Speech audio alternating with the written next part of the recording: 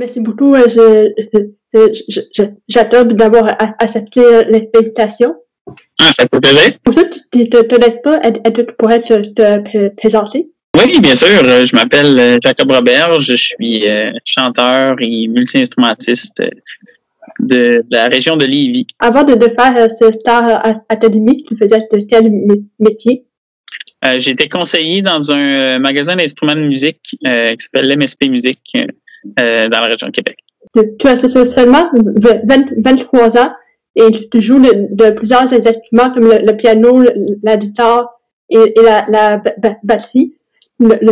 Lequel de ces instruments tu préfères le plus jouer? Je pense que lui que je préfère jouer, ce serait soit la batterie ou la basse électrique. Mais si, mettons, on me disait tu peux juste jouer d'un instrument pour le reste de ta vie, je pense que je dirais le piano parce que c'est sur ça que je compose majoritairement.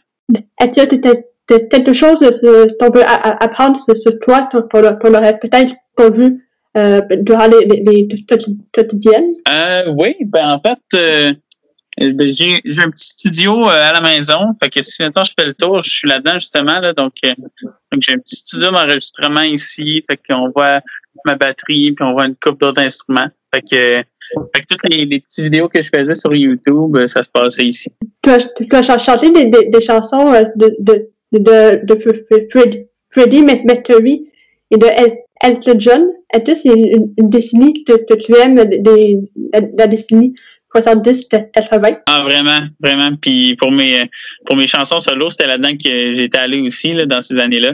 J'ai vraiment grandi sur le rock classique. Là, fait que Queen, puis Elton John, puis Metallica, Bon Jovi, c'était toutes des affaires que j'écoutais quand j'étais jeune. Quelle est ta chanson préférée du moment? Du moment, je pense que je dirais The Watchmaker de Steven Wilson. Quand vous avez fait le numéro de demande spéciale, tu avais l'air à connaître toutes les chansons. Est-ce que tu sais le prochain de Richard? Oh mon Dieu, ben j'aimerais. Ce serait un grand honneur.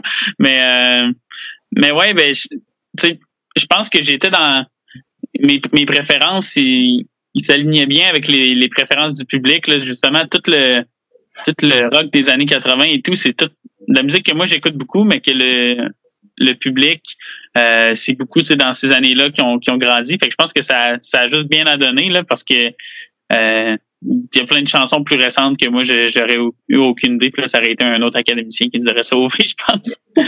Quel a été ton moment préféré parmi toute l'aventure? Ah, il y en a tellement, mais je pense que lui qui va me marquer à vie, ça va être